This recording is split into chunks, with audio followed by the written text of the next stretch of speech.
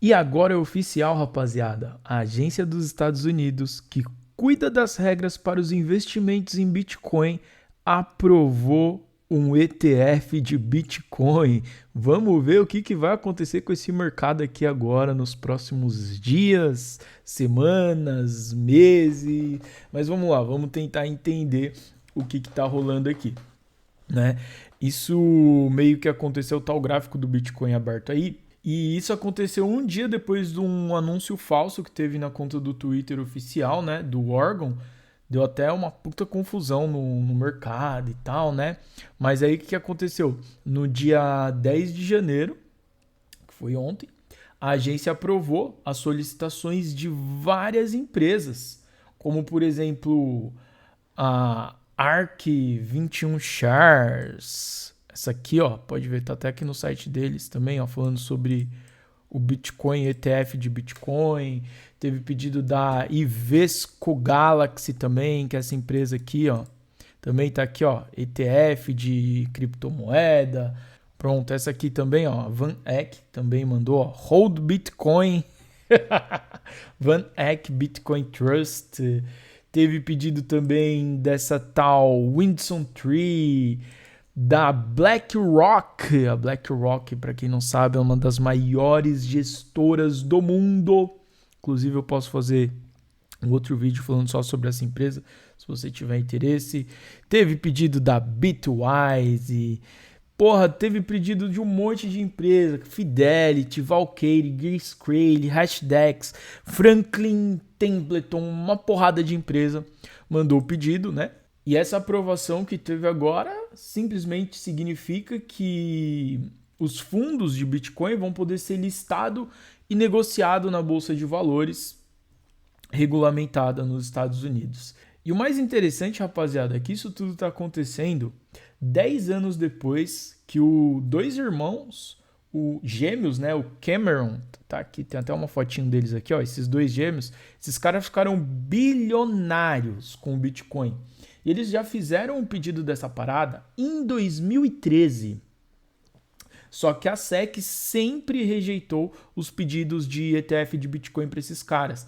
Eles alegavam preocupação com a possibilidade de manipulação e fraude no mercado financeiro. Que ironia, né? Mas tudo bem. Você não sabe, a SEC é a Comissão de Valores Mobiliários dos Estados Unidos, que é conhecida por essa sigla.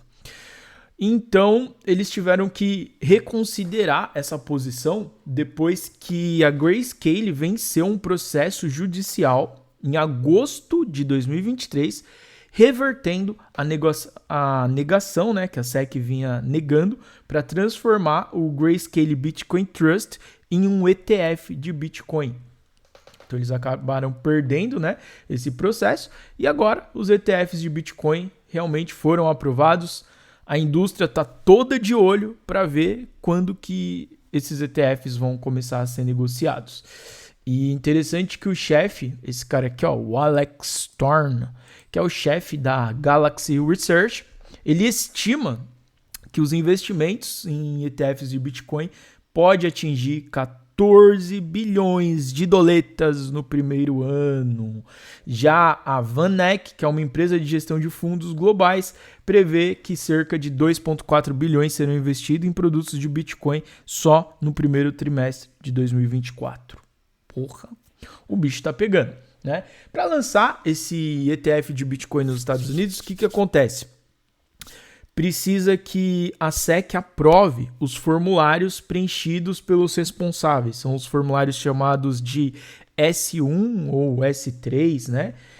E no dia 8 de janeiro, 10 empresas mandaram os documentos finais para poder lançar o seu próprio ETF de Bitcoin, destacando principalmente as taxas que elas planejam cobrar.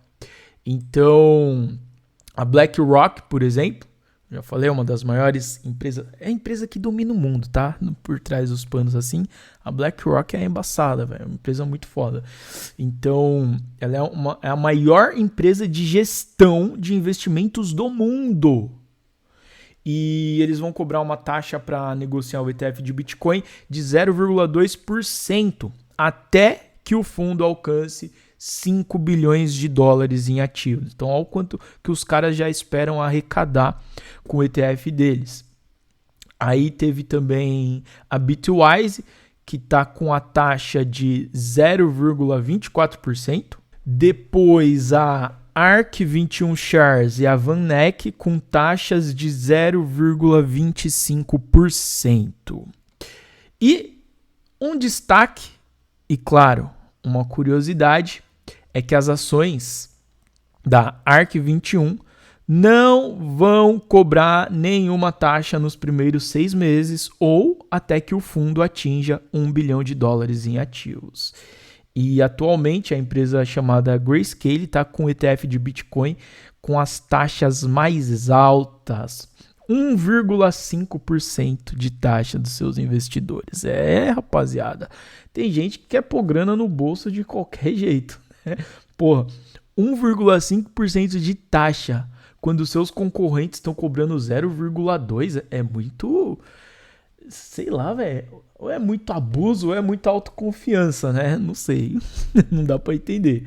Mas teve um cara chamado também o Hongfang, que é o presidente da OKX, ele disse que essa aprovação do ETF de Bitcoin é uma grande conquista para o setor e alertou também a importância da galera, tipo, não relaxar, né? Não ficar, conseguimos, tá de boa. Que ele postou um texto que dizia o seguinte: se não quisermos que o Bitcoin e as criptomoedas como um todo sejam colonizados por Wall Street, precisamos continuar a construir e inovar. Na OKX, estamos comprometidos com a inovação e o constante crescimento do ecossistema. Quando Satoshi escreveu o white paper, ninguém sabia se o Bitcoin sobreviveria. Se você não sabe quem é o Satoshi, basicamente é o cara que dizem que criou o Bitcoin, mas existem muitos mistérios e curiosidades por trás desse cara que ninguém sabe quem é. E hoje, né, do Bitcoin, ele tem seu valor de mercado, que é quase o dobro do valor da Visa, e o seu quarto halving está próximo. Eu já comentei isso no último vídeo que a gente fez aqui. E ele postou também que estamos competindo contra as poderosas forças da financeirização. E só poderemos vencer se criarmos algo que seja viável e 10 vezes melhor do que a solução existente. E o tempo está passando. Então, isso é tudo que aconteceu logo nessa manhã conturbada, essas notícias que saíram. E a gente já está acompanhando uma recuperação do Bitcoin há alguns meses, já algumas semanas, né? Ele vem crescendo seu preço. Se a gente pegar aqui no gráfico, alguns dias atrás, semanas atrás, sei lá, ele estava ali na faixa de 25 mil dólares, cara. E agora ele está em 46 mil dólares, ou seja, aqui eu estou no gráfico diário, tá? Isso quer dizer o quê? Que cada retângulo desse, seja verde ou vermelho, representa um dia. Então olha só, o tempo que levou para o Bitcoin, 90 dias, né? 3 meses aqui. Em 3 meses, ele valorizou 85%. É papo de, tipo assim, quem comprou Bitcoin há 3 meses atrás, para hoje, já teve 80% de valorização no capital investido. Então imagina só, se uma pessoa colocou 100 mil reais há 3 meses atrás, esses 100 mil reais virou 185 mil reais hoje. A única parte ruim é que, se você faz um investimento desse e deixa o seu, só compra lá a criptomoeda e deixa ela parada, beleza, você tem lá na tela 185 mil reais, né, usando esse exemplo, mas você só vai embolsar esse dinheiro se você vender os seus bitcoins, ou seja, vender os seus ativos. Será que seria tão interessante você vender esses bitcoins só para poder fazer esse lucro? Aí a gente entra numa outra possibilidade, né? Porque a gente vê que o mercado do Bitcoin, eu vou tirar um pouco o zoom aqui, e você vai ver que é um sobe e desce. Olha isso aqui. Então, na mesma proporção que sobe, desce, sobe, desce, sobe, desce. Subiu agora, uma hora vai descer de novo. Talvez não chegue novamente ali no preço de 16 mil dólares, né? Talvez ele desça ali na casa de uns, sei lá, de uns 25 mil, traçando as linhas de suporte e resistência aqui. Compra meu curso de análise gráfica falando nisso. Mas então, tem esse sobe e desce. Aí vamos supor, o cara que investiu 100 mil reais, tá lá com 185 mil na conta, nesses 3 meses de valorização, ele só vai ter essa grana se ele realmente vender o seu ativo, né? Então, o que eu acho interessante? Isso aqui é o Victor Marinho falando, tá? Ah, Victor, você é especialista em criptomoeda? Não. Você é especialista em alguma coisa? Não. Sou só um curioso que tô aqui fazendo minha análise gráfica. Eu dou risada porque, mano, eu falo que essa porra de análise gráfica não funciona, mas tudo bem. Eu sou só um curioso, cara. E o que eu acho que seria mais interessante nesse caso? Seria você deixar essas criptomoedas que você está investindo em stake. Porque em stake, elas vão gerar uma renda passiva para você. Aqui na Binance, você tem a chance de fazer isso tem uma parte lá da Binance que é o Simple Earn, que você consegue colocar suas criptomoedas em stake, né? Basicamente, você injeta liquidez no mercado e você vai ganhar uma fração por isso, por deixar a sua criptomoeda disponível para gerar liquidez para o mercado. Você está emprestando suas criptomoedas para a Binance, eles vão te pagar uma pequena taxa por isso. Vai render uns juros, né? É como se fosse uma poupança. Você deixa o dinheiro lá na poupança, na verdade, o que você está fazendo? Você está emprestando seu dinheiro para o banco, aí o banco, muito generoso, né, vai te pagar ali em torno de 0,5% ao mês sobre o montante que você deixou na sua poupança. Lembrando que você não pode mexer nesse dinheiro durante 30 dias, porque tem que chegar na data aniversário, né, para você poder ter esse rendimento. E a Binance faz basicamente a mesma coisa. Porém, às vezes a gente encontra algumas taxas bem mais interessantes. Então, olha só, o que a gente tem aqui? Alguns APRs bem interessantes, né? Por exemplo, o BNB está com APR aqui que vai de 0,37% até 49,59%. Esse APR, para você ter uma estimativa, seria durante um ano, tá? Então, seria, sei lá, vamos pegar uma calculadora, só para fazer uma comparação com a poupança do banco. Então, vamos supor que você pegue ali faça um stake de BNB com esse APR de 49,59%. Isso dividido por 12, você teria a possibilidade aí de ter um rendimento de 4% ao mês. Lembrando, 4% ao mês em BNB.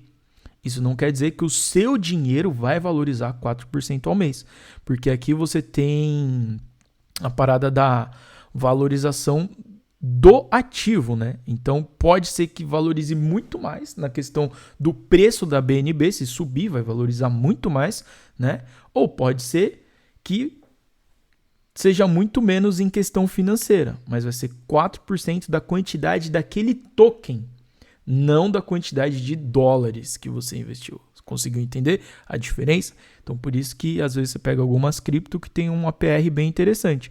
Mas tem aqui também um APR de USDT, por exemplo, que é o dólar, né? Uma criptomoeda pareada com o dólar, as famosas stablecoins. Você pode investir e ter ali um APR de 11,92%. Vai dar quase 1% ao mês. Em dólar, cara. Que é basicamente o que a gente ganha investindo em fundo imobiliário. Então eu estou começando a olhar um pouco mais aqui para esse mercado, estudando um pouco essas questões de investimento, stake, para me entender melhor. E conforme eu for aprendendo alguma coisinha, eu vou ter o maior prazer em compartilhar isso com você. Porque atualmente eu ainda gosto muito de investir em fundo imobiliário, nunca vou parar. Fundo imobiliário, ações de boas empresas, mas eu invisto pensando em quê? Não em vender aquele ativo quando ele valorizar. Eu invisto pensando em ganhar os dividendos. Aquela grana que eu vou ganhar sem trabalhar, que eu vou ganhar sem fazer nada. os dividendos que os fundos imobiliários me pagam todos os meses, os dividendos que a Petrobras me paga ali a cada 3 ou 4 meses. Isso que é o mais interessante para mim, não me desfazer desses ativos.